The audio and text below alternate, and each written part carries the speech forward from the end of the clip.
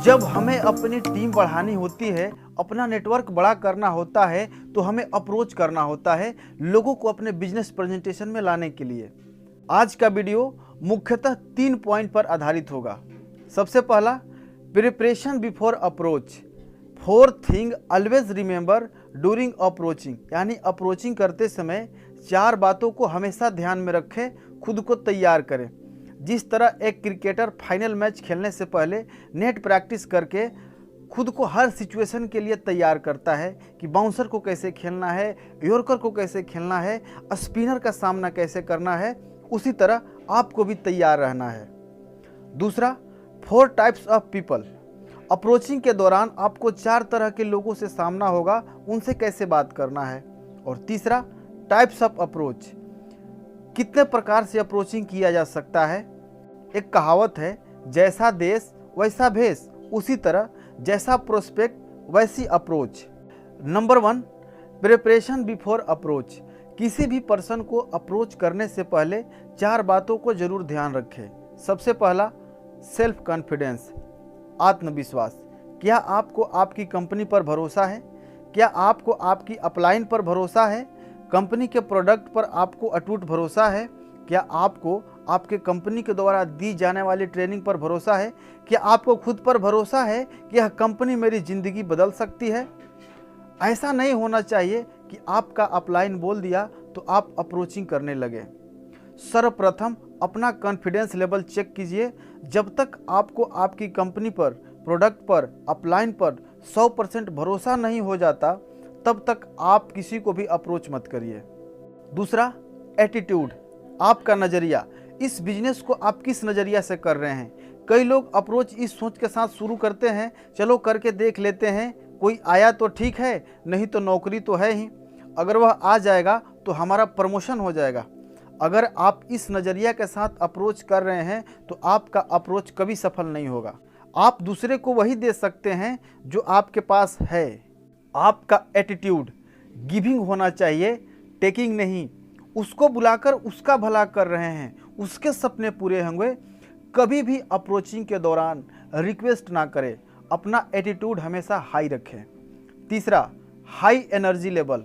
बात करते वक्त आपकी आवाज़ में जोश होना चाहिए। कामयाब पर्सन वाली कॉन्फिडेंस झलकनी चाहिए। कुछ लोग धीरे धीरे आराम से बोलते हैं, हाँ भाई एक बिजनेस कर रहा हूँ, तू भी करेगा। उधर से बोलता है, कैसा बिजनेस है? एक अच्छा बिजनेस है, हम लोग अमीर बन जाएंगे। वो बोलता है, पहले तू अमीर बन जा, फिर मैं करूँगा।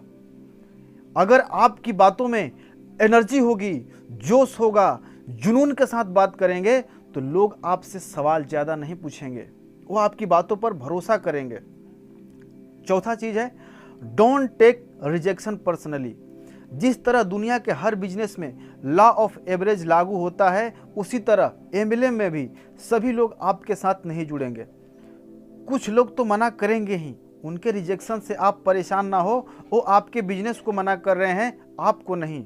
नेक्स्ट, जब आप लोगों को अप्रोच करेंगे तो आपको 4 तरह के लोग मिलेंगे।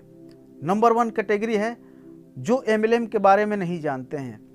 सेकेंड कैटेगरी, जो सिर्फ नेटवर्क मार्केटिंग, डायरेक्ट सेलिंग के बारे में सुने हैं, कभी किए नहीं हैं। तीसरा कैटेगरी है जो एमएलएम कर रहे हैं। और चौथा कैटेगरी है जो एमएलएम करके छोड़ चुके हैं, यानी कि फेल हो चुके हैं।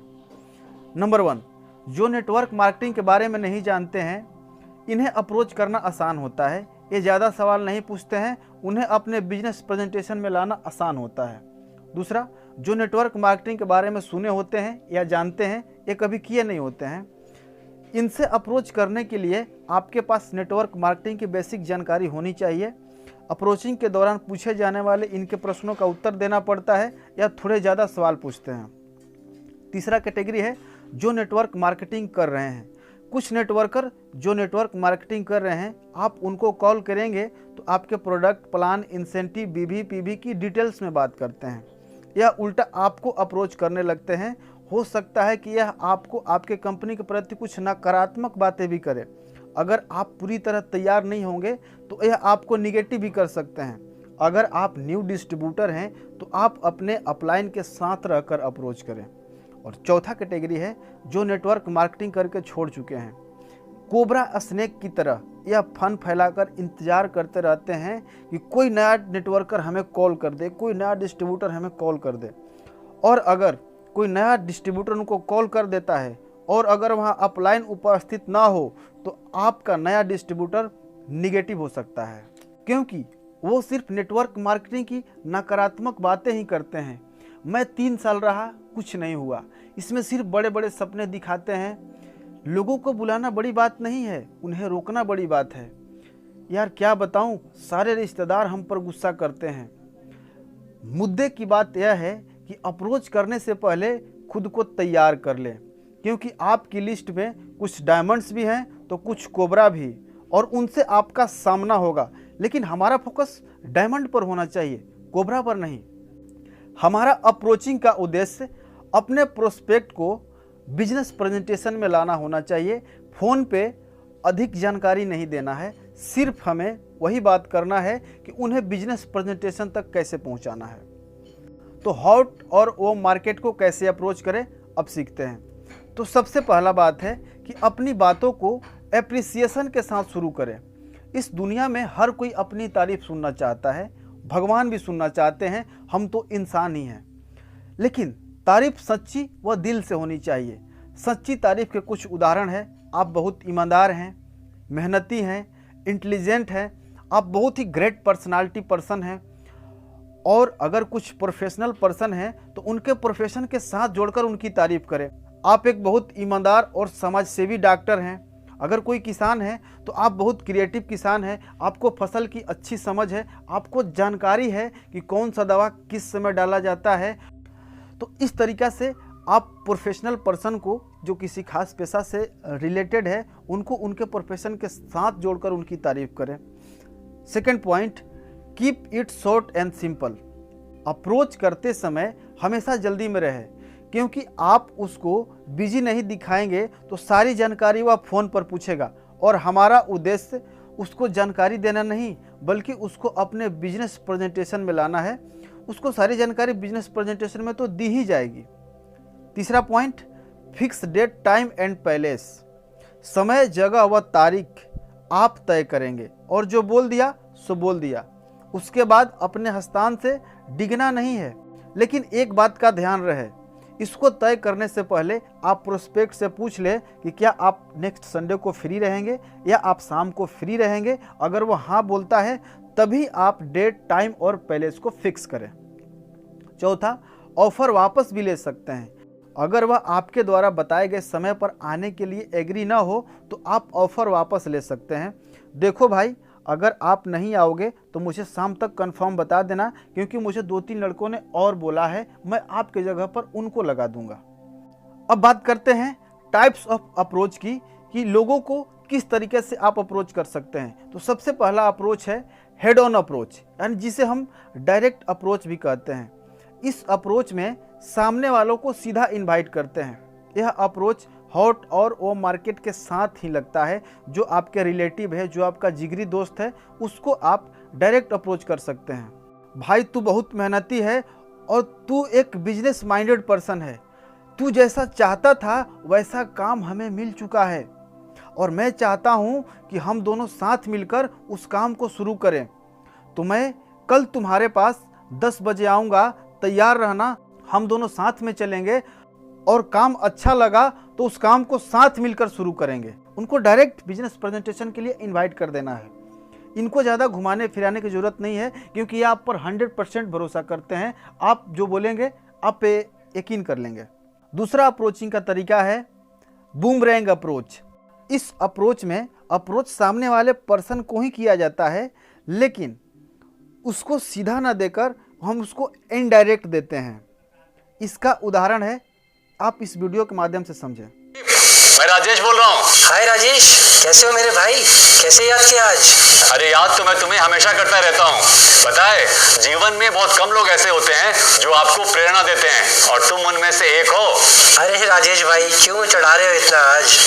नहीं संदीप, मैं सच कह रहा हूँ। तुम्हारा पॉजिटिव नजरिया, तुम्हारा हमेशा दूसरों की मदद करना और तुम्हारी मेहनत, मैं हमेशा तुम्हारी खूबियों की चर्चा घर पर अपनी वाइफ से भी करता रहता हूँ। अरे राजेश जी, ये तो आपका बड़प्पन है। अच्छा संदीप, मैं थोड़ा जल्दी में हूँ। मैंने तुम्हें आज कुछ खास बात करने के लिए फोन किया है। 5 मिनट बात कर लें? हाँ हाँ, बिल्कुल बिल्कुल। मैं ना एक बहुत बड़ी ट्रेडिंग कंपनी के साथ काम कर रहा हूँ और वो कंपनी दिल्ली में एक्सपैंड कर रही है और मैं ही पूरी दिल्ली में इस कंपनी की एजेंसी बांट रहा हूँ।